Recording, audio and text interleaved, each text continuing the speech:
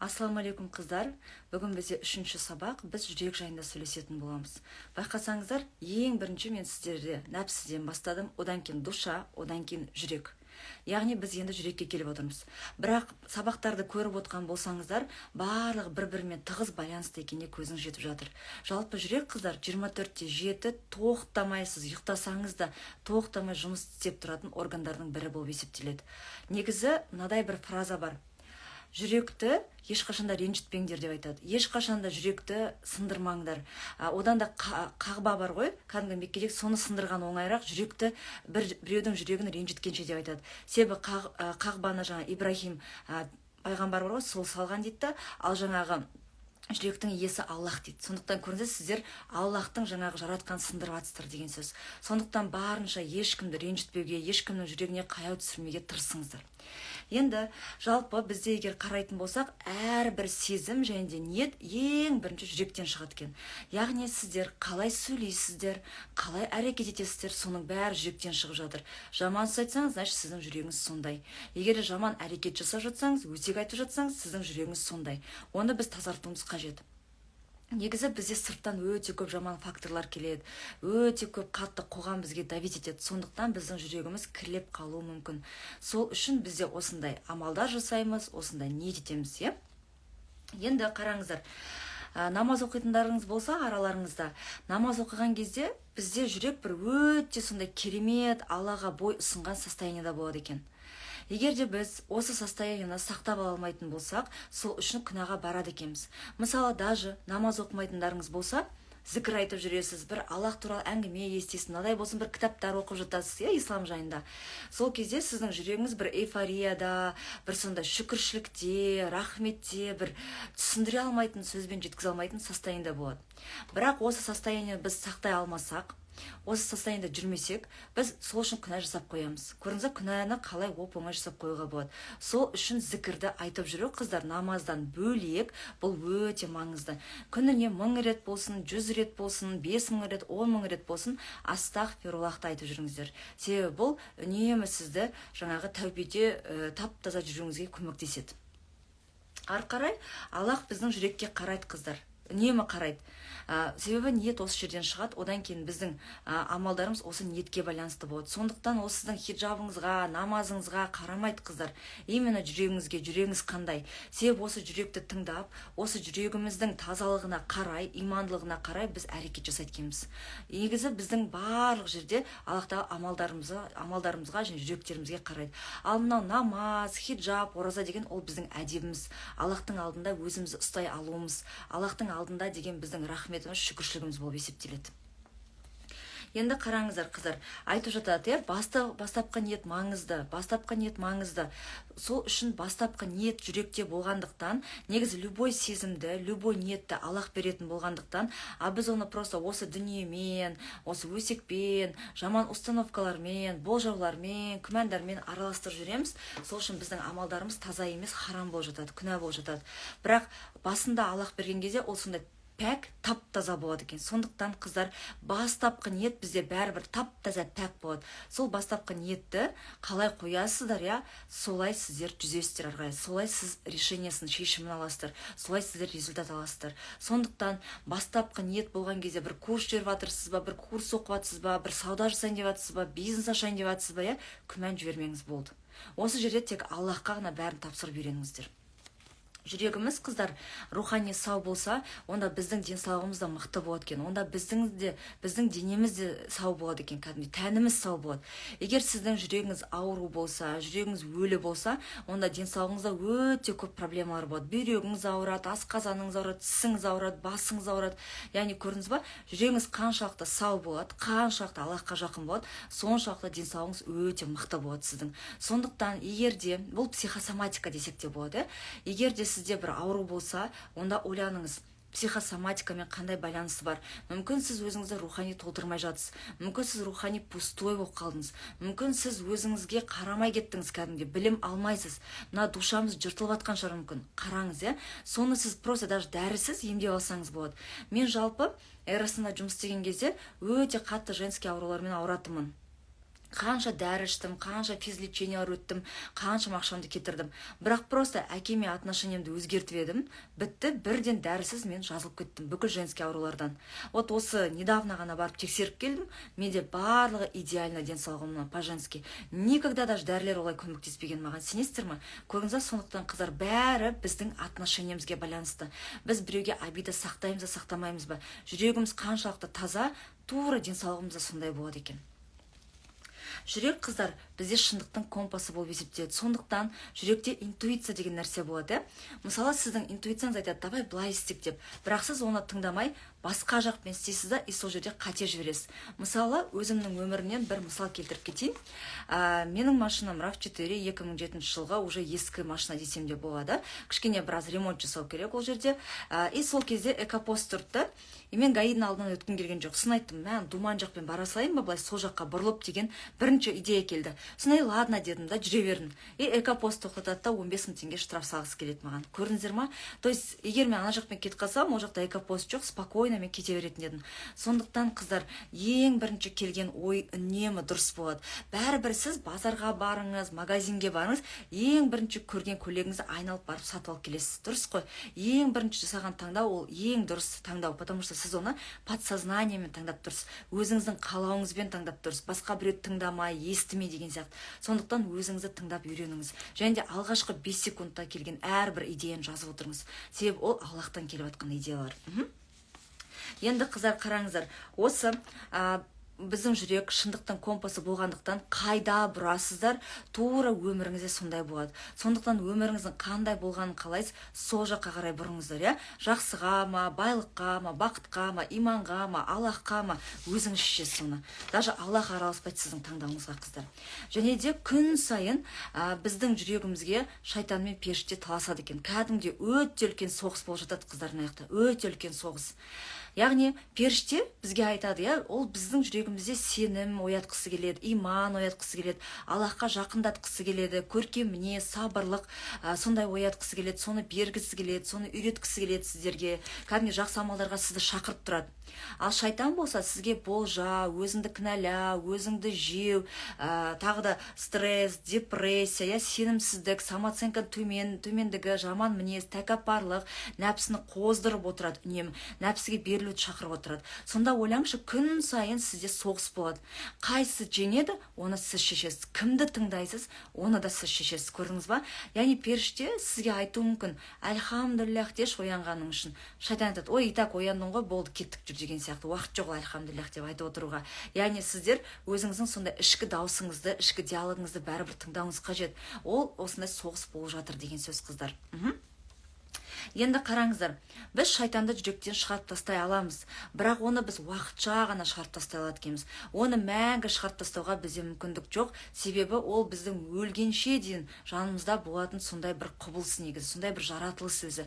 Яғни шайтанды жүректен шығарып тастау үшін, өзімізден үнемі алыстатып отыру үшін, оның жаңағы арбауына біз ермес үшін біз үнемі зікір айтып отыруымыз керек екен. Үнемі, әсіресе ля иляха илляллах, Мұхаммад Расулуллах деген зікір шайтанға қарсы өте мықты қару. Енді жүрек өте үлкен күштің мекені болып есептеледі. Себебі оны Аллах тағала жаратты. Дұрыс қой? Сол үшін, қыздар, кім жеңеді осы жерде, періште мен шайтан ба, сол қалады сіздің жүрегіңізде. Сол үшін зікірді айтып жүріңіздер. Сол үшін Аллаға қарай ұмтылыңыздар. Аллаға ұнамды істерді істеңіз. Сол кезде шайтан кетіп қалады сізден. Бірақ шайтан бүйтіп айтады екен, мен қазір ғана кетем, бірақ міндетті түрде қайтып келем деп айтып кетеді екен сізге. Сондықтан үнемі зікір айтып жүріңіздер. Үнемі бисмиллахир-рахманир-рахим, аъузу биллахи минаш шайтанир-раджим, үнемі сүрені қосып қойыңыз, айтып жүріңіз, аят аль-курсиді оқып жүріңіз, потому что бұл кәдімгідей сізге үлкен сондай щит сияқты қорғаныш болады. Қараңыздар, қыздар, біздің жүрек жақсылыққа да, жамандыққа да бағыналады. Нәпсіге де, халалға да, харамға да бағыналады. Яғни жүректі біз қай жаққа қарай бұрамыз, біз өзіміз білеміз.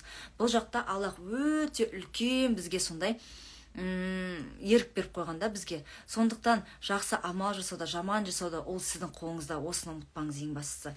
Және де осы жерде сіздерге жүректің 3 түрін айтқым келіп отыр. Жүректің 3 түрі бар. Ол өзінің не үшін жаратылғанын білетін жүрек. Екінші өлі жүрек, үшінші ауру жүрек. Осының әрқайсына енді тоқталып өтейік. Ең бірінші өзінің не үшін жаратылғанын білетін жүрек, ол көбінесе зікірмен жүреді. мындай зікірматиктер болады ғой, соны албаңызда басып жүріңізші. Негіз бізде уақыт өте көп. Автобус күткенде, автобустың ішінде, немесе бір банкта очередь отырғанда, немесе тамақ піскенше, бір тағы бір рет күтіп отырғанда бізде уақыт болады. Зікірматик сатып алыңыз да, бір 500 теңге тұратын шығар, сонымен баса беріңіз. Зікірдің түрлері әр түрлі. Зікірдің түрлері де Google'дан терсеңіз өте көп. Салауатты айтып жүріңіз. Айтады ғой, жалпы Мұхаммед пайғамбарға саллаллаху сол кісіге салауат өте көп айтатын болсаңыз, сол кісі сияқты көркем мінезді боласыз, және де сол кісі сияқты сол кісі сияқты жақсы боласыз. Және де ертең ана дүниеде, ақыретте, сол кісінің шапағатын ала аласыз. Вот сол үшін ол кісіге салауат айтып жүрген. Плюс еще өте үлкен қарыздар, ақшамен проблема болса, осы кісіге салауатты тоже көп айту керек екен. Енді қараңыздар, бұл жүрек қыздар, нәпсіні бағындыра алатын жүрек. Аллах тағаланың бұйрығымен өмір сүретін жүрек, харамнан алысырақ жүретін жүрек. Бұндай жүрек үнемі Алланы аңсап тұрады, Алланы іздеп тұрады, Аллах туралы білімді толықтырып тұрады. Бұндай жүрек бүкіл тіріге мейірімді болады, бүкіл жануарларға, бүкіл адамдарды жақсы көреді, бүкіл тірі жаратылысы жақсы көреді. Барлығына сондай мейіріммен, жанашырлықпен қарайтын жүрек болады. Бұндай жүрекке келу үшін халал тамақ жеу керек, үнемі өте көп истихбар айту керек. Истихбар дегеніміз астағфируllахты өте көп айту керек, зікірді өте көп айту керек, Құдайға толықтай сеніп тапсыру керек, және де жақсы амалдар көп жасау керек. В общем айтқан кезде өте мейірімді болу керек. Болды. Барлық адам жақсы көру керек. Оны бөлмеу керек. Мынадайсың, осындайсың деп. Қандай дін болсын, қандай ұлт болсын, ол адам оны сөйтетін мен емес деп айту керексіз да, болды. Жақсы көру керексіз, сыйлау керексіз міндетті түрде. Егер сіз адамды жек көретін болсаңыз, қыздар, онда өкінішке орай қазір біз келеміз ол қандай жүрек екен. Екінші жүрек, жаңа мен айттым, ол бізде өлі жүрек. Өлі жүрек ол шындықты көре алмайтын, мойындамайтын жүрек. Яғни ол атеиста болуы мүмкін осы жерде, тек нәпсісімен жүретін жүрек. Бұл деген сабақ алмайды, дамымайды, өспейді, сынақтардан да сабақ алмайды. Өмірінен неге бір нәрсе болып жатқанын да зерттемейді. Аллахтың бұйрықтарын менсінбейді, өзін Құдай санайды. Яғни осыған бір мысал келтірсек болады, ол Перғауын, фараонның историясы. Бізде пайғамбар Мұса алейхиссалям, сол кісіде как раз өте қатты сол үмбетке жіберілді ғой, бір үмбетке. Сол үмбеттің қатты сынаған, өте қатты қинаған фараон болатын. Осы фараон өте сондай тәкаппар, өзін осы дүниеде Құдай сынаған адам болған. Көрдіңіздер ма? Яғни біз осы өлі жүрекке осы Перғауынды келтірсек болады екен мысал ретінде. Яғни адамгершілік пен руханилықтан өте алыс, сондай адамгершілігі жоқ адам десек те болады екен осындай. Яғни Алланы ұмытқан жүрек болып есептеледі өлі жүрек деген. Келесі бізде ауру жүрек. Осы жаңағы екі деңгейді айттық қой. Осы екеуінің ортасындағы битіп жүрген жүрек болып есептеледі екен. Не өлі емес, не тірі емес жүрек сияқты, ортасында жүрген, қайсыған барарын білмей жүрген, сондай адасып жүрген жүрек болып есептеледі. Қараңыздар, ол ауру адам секілді да, бұл жүрек, ауру жүрек, ауру адам секілді. Яғни тәуекелге бармайды, сондай қорқақ, шешім қабылдамайды, өте сондай құбылмалы, настроениесі то көтеріліп, то түсетін, сондай жүрек болады бізде. Енді қараңыздаршы, бұндай жүрекке көбінесе мынадай қасиеттер тән болады екен. Ол күмән, білімсіздік, қанағатсыздық, тойымсыздық, әдепсіздік, яғни қаншама жаман қасиеттердің бәрі осы ауру жүректе болады өкінішке орай. Ешкімге көмектеспейді, ешкімге жаны ашымайды, сондай кішкене жестокилау адам болады. Бірақ осы ауру жүректе ол жертва да болуы мүмкін. Барлығы жаман, мен ғана жақсы, барлығы сондай әділетсіз деген сияқты өте көп жалбыда айтуы мүмкін бұндай жүрек. Бұндай жүрек, қыздар, Аллахтың алдында құндылығын және де бағасын жалпы жоғалтып алған жүрек болып есептеледі екен. Енді қараңыздар, біз осындай жүректің үш түрі бар екенін білдік. Енді қалай біз, егер вдруг біз өлі жүректе жүрміз, мүмкін біздің жүрегіміз ауру ма, соны қалай тазалай аламыз? Ол үшін халал тамақ жейміз, қыздар. Барынша рационыңызды халал тамаққа ауыстыруға тырысыңыздар. Егер де бір күмәнді тамақ болса, одан бас тартуға тырысыңыз. Себебі халал тамақ ол біздің дұғамыздың орындалуына тікелей әсерін тигізеді екен. Бірақ қараңыздар, халал тамақ деген ол міндетті түрде тек солай сойылған ғана, шошқа болмаса болды деген ғана тамақ емес. Яғни оны кім қандай настроймен, қандай настроениемен жасады, сол да өте маңызды екен. Соған да қарайды екен халал тамақ. Не только ол малдың бисмиллахпен сойылуына. Сондықтан өзіңіз де үйде тамақ жасаған кезде, қыздар, өте жақсы настроениемен, махаббатпен, Аллахтың разылығы үшін тамақ жасаңыз. Себебі сіз егер жаман настроениемен жасайтын болсаңыз, ол тамақ уже халал емес болып есептеледі.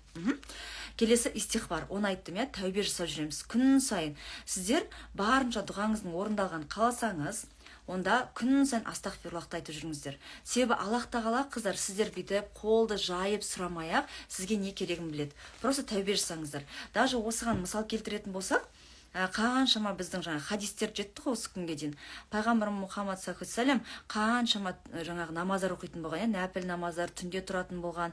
Сол кезде сахабалар сұрайтын болған: "О пайғамбар, сені уже Аллах тағала кешіп қойды емес па? Уже осы тірі жүргеніңде саған жұмақты уәде етті емес па?" деген кезде мен соншалықты неблагодарный боламын ба Аллахқа деп сұраған екен, Сондықтан, қыздар, пайғамбардың өзі тәубе жасап жүрген. Сондықтан сол кісіден үлгі алып, біз де күн сайын астағфируллахты айтып жүрейік.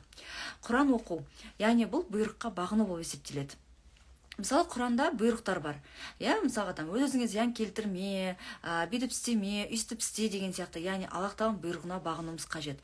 Құранды оқыған кезде арабшасын оқи алмайсыз ба? Тіпті болмаса қазақшасын оқыңыз. Тіпті болмаса тыңдаңыз, қосып қойыңыз, бір сүре болсын күніне, соны тыңдап көріңіз, құлақты үйретіңіз.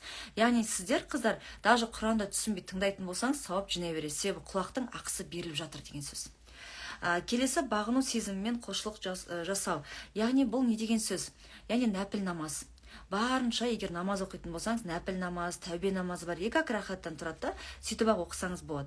Егер де намаз оқымайтын болсаңыз, онда истихбарды көбірек айтыңыздар. Немесе зікірді көбірек айтыңыздар. Сүрелерді айтып жүріңіздер, кітап оқыңыздар деген сияқты пайдалы өткізіңіздер әр минутыңызды. Чтобы ертең Аллахтың алдында, міне мен саған бағындым, Аллах тағала, мен уақытымды бос өткізген жоқпын деп айта алатындай. Келесі тахаджудқа тұру. Негізі тахаджудқа тұрған кезде, қыздар, сіздер намаз оқымасаңыздар, тахаджудтың намазын оқымайық, тек сол тахаджудқа тұрып дұға сұрасаңыз да болады. Себебі сіздер ұйқыңызды бөліп, түннің бір уақытында тұрып жатырсыздар. Оның өзі бағаланады Аллахпен. Зікірді мен айтпай-ақ уже білесіздер, барлықтарыңыз зікірматикпен жүресіздер деп ойлаймын. Осы сабақтан кейін жалпы міндетті түрде айтып жүріңіздер, ол өзіңізге пайдалы. Салауат, яғни мен жаңағын айтып кеттім, пайғамбар Мұхаммад саллаллаху сол кісінің мінезі сияқты мінез болған қаласаңыз, ол кісінің ана дүниеде сіз үшін жұмаққа түссін деген шапағатын алғыңыз келсе, онда салауатты айтып жүріңіздер. Таңертең кешке 5-5-тен 10-10-нан болсын, немесе 100 рет айтыңыз десе, 100 рет айтыңыз, яғни өзіңіздің қалауыңыз бойынша, Және де өлім туралы ойлау. Өлім туралы ойлау деген кезде барлығы бірден бүйтіп депрессия болып кетеді. Жоқ. Өлім туралы ойлау деген кезде, қыздар, күнәға бара жатқан кезде, күнәлі бір істі, левый бір движение жасағыңыз келген кезде, өзіңізге есіңізге түсіріңіз, ертең мен өлем, жауап берем ғой. Бұның бәрі уақытша удовольствие. Осы уақытша күнә жасағаным үшін жауап бере аламын ба? Мен өлемін ғой. Осында деп өзіңізге сол кезде күнәдан тоқтату үшін ғана өлім туралы еске алыңыз. Орта қалыптастыру. Қыздар, орта қалыптастыру өте маңызды. Миллионер болғыңыз келе ме, иманды болғыңыз келе ме, кім болғыңыз келеді, дәл сондай ортамен дос болыңыз. Себебі сіздің 90% өміріңіздің сапасы дейінші, сол сіздің ортаңызға байланысты. Себебі олар қалай сөйлейді, қандай сізге ой қалыптастырады, қандай установка береді, соның бәрі сіздің ортаңызға байланысты. Және де әр нәрсеге махаббатпен қараңыздар. Аллах тағаланың әр жаратқан пендесіне, әр жаратқан заттан махаббатпен қарап үйреніңіздер. Себебі Аллах тағала оның бәрі махаббатпен жаратты. Яғни сіз де Аллах тағаланың өзіңіздің Раббыңыздың, жаратушыңыздың жаратқанына махаббатпен қарау сізде ол міндет болып есептеледі. Сол кезде, қыздар, егер әр нәрсеге, әр пендеге махаббатпен, мейіріммен қарайтын болсаңыз, сіздің өміріңіз өте жеңіл болады. Ешкімді жек көруге болмайды. Бізде ондай құқық жоқ, өкінішке орай. Өзіңізді жаман адамдардан сақтаңыз. Өзіңізді, қыздар, осы дүниеде не нәрседен сақтайсыздар, Аллах тағала сол ситуацияның болмауын сақтайды екен. Өзіңізді Аллах үшін сақтап жүріңіздер. Өзіңізді адал жолмен жүріңіз, халал жолмен жүріңіз. Сол кезде Аллах тағала ертең сізді тозақтың отынан сақтап қалады. Поэтому осы дүниеде өзімізді сақтау өте маңызды салбазындардан. Көркем мінез. Көркем мінезі бөлек кәдімгідей тақырып етіп, оны түсіретін боламыз. Бұл осы курста бар тақырып. Енді қараңыздар, қыздар. Аллах тағалаға бағынған жүрек, тағдырына разы жүрек деп айтады. Яғни Аллах тағалаға сіздер бағынатын болсаңыздар, на все воля Аллаха деп өмір сүретін болсаңыздар, тағдырыңызға разы болатын болсаңыз, қалай болсын, қандай бар тағдырыңызды қабылдайтын болсаңыз, онда бәрі күшті болады. Мысалы, сіз 30-ға келдіңіз, әлі тұрмыс құрмадыңыз, не бизнес жақтан жолыңыз болмай жатыр, иә. Қарайсыз, сізден жас қыздар тұрмыс құрып жатыр, бай болып жатыр, бірақ сіз емес, иә. И сізге кажется, что бәрі әділетсіз, неге сіздің тағдырыңыз не очень. Вот осы жерде қыздар ешкіммен салыстырмай өзіңіздің тағдырыңызды қабылдай білген кезде ғана Аллах тағала сол армандаған өміріңізді сізге топ етіп бір-ақ күнде бере салады. Сондықтан тағдырыңызға разы болу, прошлойыңызға да, қазіргіңізге де, болатын нәрсеге де разы болу, бұл өте маңызды. Яғни сіз Аллахқа толық бағындыңыз деген сөз. Чтобы Аллах тағалаға махаббатты қалыптастыру үшін, онда сіздер адамдарды жақсы көруіңіз керек. Адамдарды жақсы көресіз ба, значит, Аллахты жақсы көресіз. Аллахтың әрбір жаратылысын жақсы көресіз ба, значит, Аллахты жақсы көресіз деген сөз. Себебі сіз жаратушыңыздың әрбір бұйрығымен келісесіз деген сөз. Енді сіздерге айтайыншы, қыздар. Бір күні, мынадай бір хадис бар, бір күні біреу баняға барған екен, жуынуға. Сол кезде, ол кезде енді мынадай глина бар ғой, глина сияқты, сабын сияқты, жай сабын ғана, ол кезде иіссіз жасайды екен. Сол кезде жуынуға бір сабын беріпті. И сол сабынмен жуынып жатыр екен, и бір өте әдемі иіс шығыпты. Сол кезде ана сабыннан сұрапты: сенде мускустың иісі бар ма, жоқ амбердің иісі бар ма деп сұрапты. Енді сондай бір гүлдің иісін сұрап жатыр ғой. Сөйтсе, бұл сабын айтты: менде ешқандай нәрсенің иісі жоқ. Просто менде роза гүлінің иісі бар. Негізі менің өзімнің иісім жоқ дейді. Просто мен роза гүлдерінің арасында жатқан едім, соның иісін сіңіріп алдым деп айтқан екен. Көрдіңіз ба? Яғни орта қалыптастыру осы сабын сияқты, қыздар. Сіз егер роза гүлдерінің арасында жатсаңыздар, роза сияқты жаңағы аромат беріп тұрасыз, иә, адамдарға өзіңіз құлпырып тұрасыз. Ал егер жаңағы сізді боқтың арасына салса, сына сабын қаншалықты оны сумен кетірсе де боқ болып сасып тұрады. Сондықтан орта қалыптастыру, қыздар, маңызды деп айтатыны барлығының содан. Енді бізде көбінесе Аллах разылығы үшін сүю дегенді түсінбей жатады. Өте көп былай ауызбен айтып, сол сөзді былай құнсыздандырып кетті да. Қыздар, Аллах разылығы үшін сүю деген, ол яғни уақыт келген кезде, немесе ол адам сізге измена жасап, потом бітті мен кетем, басқа біреуді сүйіп қалдым деп кететін кезде оны оңайлықпен жібере алу. Міне, Аллах разылығы үшін сүю деген осы. Мысалы, сіздің күйеуіңіз бар делік. 10 жыл өмір сүрдіңіздер, и ол сізге келіп айтады: мысалға, мен сені жақсы көрмейтінді түсіндім, мен басқа қызды кездестіріп қалдым, сол үшін екеуміз ажырассақ па деп едім деп айтады. Сіз жарайды, бақытты бол. Егер ол сені бақытты ете алатын болса, егер сен өзіңді сол адамның жанында бақытты сезінсең, мен келісем деп оңайлықпен жіберу, бұл Аллах разылығы үшін сүю. Неге? Себебі сіз ана адамды до такой степени қатты жақсы көресіз, что ол адам, егер сіз бақытты ете алмасаңыз, ана адамның жанында бақытты болса, сіз ол адамның бақытты екенін естісеңіз, білсеңіз, оның өзі сізге бақыт болады сонда. То есть сіз адамға байлаулы емессіз. Аллах разылығы үшін сүю дегеніміз, қыздар, ол адамға байланған емессіз. Мысалы, қазір менің болашақ жарым бар, мен оған айтамын да, мен до такой степени таңғалам, махаббат деген осы шығар деп ойлаймын, что мен оған байлаулы емеспін. Ол қазір жоқ болып кетсе де, мен тастап кетсе де, мен дым жыламайды екенмін. Себебі на все воля Аллаха деп, Аллахқа уже бағындырдым мен жүрегімді. Тура солай бағындырыңыздар. Үнемі айтыңыздар: Аллах тағала өзімді саған табыстаймын, Аллах тағала өзімді саған табыстаймын. Үнемі, иә? Үнемі Аллахтан басқа тәңір жоқ. Мені жаратушы Аллах, мен Алладан келдім, Аллаға қайтам. Аллах тағала мені адамдарға мұқтаж ете көрме, мен осылай сұраймын үнемі. Аллах тағала мені ешқандай пенденің алдына сүміретпе. Ешқандай адамға Аллах тағала мені қаратып қойма, тек өзіңе қарат, тек өзіңе мұқтаж етіп қойшы деп айтамын үнемі. Сіздер де сөйтіп айтып жүріңіздер, иә? Ешқандай жігіт, қыздар, сіздің мына көз жасыңызды артынан жүгіріп унижаться еткеніңізді не стоит, сондықтан ойланыңыздар. Хорошо? Аллах разылығы үшін сүю деген өте маңызды. И көп жерде біз орындарды ауыстырып аламыз, рольдарды ауыстырып аламыз. Осы рольдарды ауыстыру жайлы мен тағы да сіздерге өте күшті бір эфир түсіріп беретін боламын. Осыны түсінсеңіздер, қыздар, өміріңіз өте күшті болады, жеңіл өмір сүріп үйренесіздер. Енді қараңыздар, қыздар, уақытты көбірек, жүрегі таза, иманды, сондай пәк қыздар болады ғой, енді бір сондай она такая классная деп тұратын бар ғой, нұр шашып тұрады деп. Қандай адамды солай көресіз, қандай адам сізге сондай үлгі, сол адамдармен көбірек онда араласыңыз. Себебі сол адамдар сізге керекті энергетиканы, керекті нұрды, керекті білімді, керекті ортаны, керекті мүмкіндіктерді сізге беретін болады. Енді тағы да сіздерге махаббаттың 3 түрін айтқым келіп отыр. Бағана біз жүректің 3 түрін айттық, енді махаббаттың 3 түрін. Қараңыздар, жақындарыңызға деген махаббат болады. Бұны түсіндірмей қойсақ та болады. Ол туысқандарымыз, ата-анамыз деген сияқты. Оларды біз бәрібір жақсы көреміз. Ол ондай махаббат емес. Біз олар құшақтамасақ та, сүймесек те, олар үшін жан пидамыз, негізі. Келесі ол шайтанға деген құштарлық, яғни күнәларға деген махаббат. Реально күнәларға деген махаббат бар, қыздар. Келесі биік байланыс, ол Аллаға деген махаббат. Аллаға деген махаббатты қалыптастыру үшін аптасына бір рет уағыз тыңдап тұру керек мешітке барып. Немесе сондай ортаны қалыптастырып, Аллах туралы әңгіме айту керек. Когда сіздер Аллах туралы әңгіме айтып жатқан кезде, өте көп періштелер жаныңызға жиналады екен, бүйтіп тыңдап отырады екен кәдімгідей сіздің әңгімелеріңізді. Сондықтан осындай рухани бай ортаны қалыптастыруға тырысыңыздар. Болмаса Аллахтан сұраңыз. Аллахтан маған осындай рухани орта қажет. Сен туралы айтатын, сен туралы напоминать ететін маған орта берші деп айтсаңыз, Аллах қалыптастырып береді оның бәрін. Любой нәрсені Құдайдан сұраңыздар.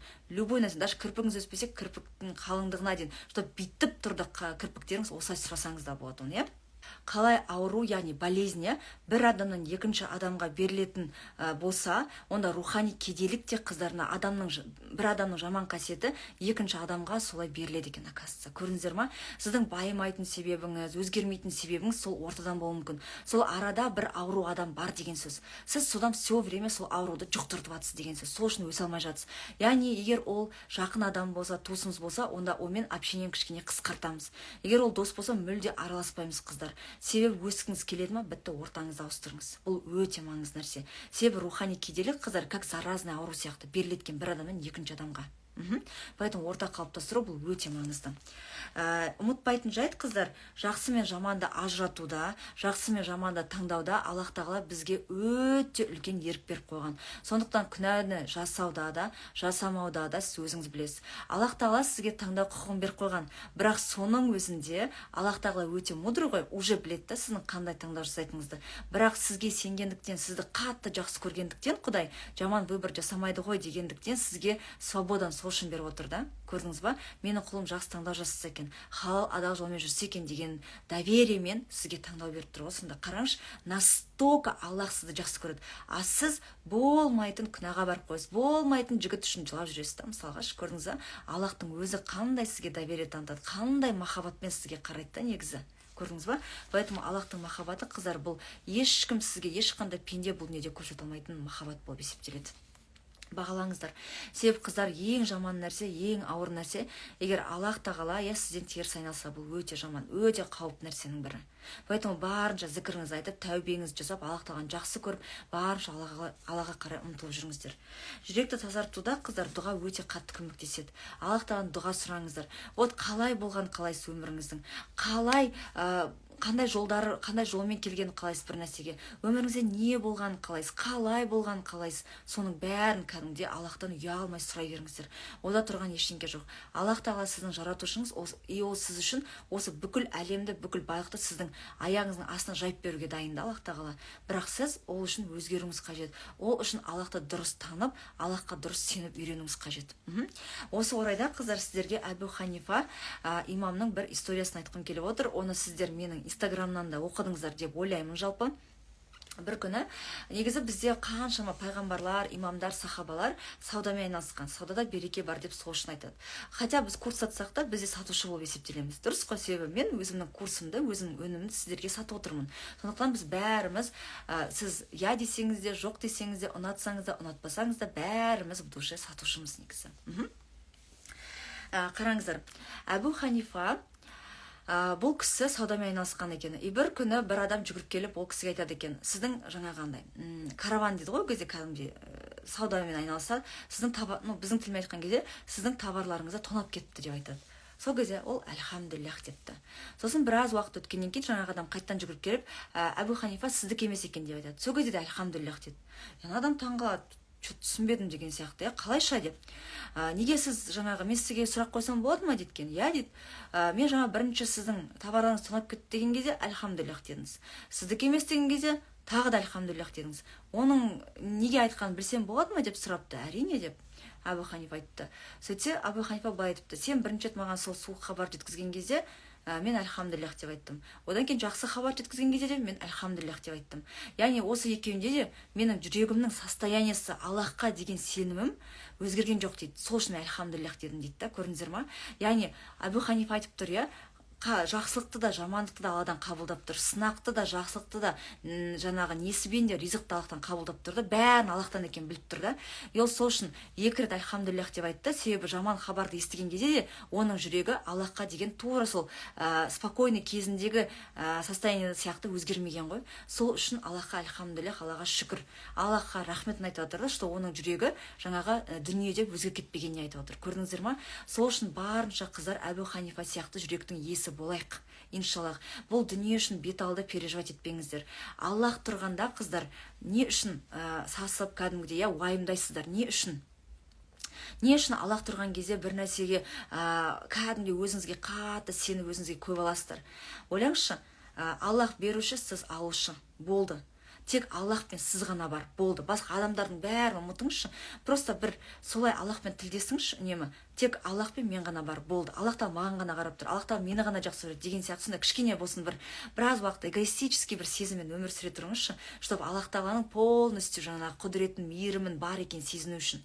Аллах та сізді қатты жақсы көреді. Сондықтан осы жүрегіңізді қыздар зерттеу арқылы, жүрегіңізді жөндеу арқылы сіз Аллахқа жақындайды екенсіз. Ол үшін мен не істеу керектігін айттым. Енді осы сабақ барынша сіздерге пайдалы болады деп ойлаймын.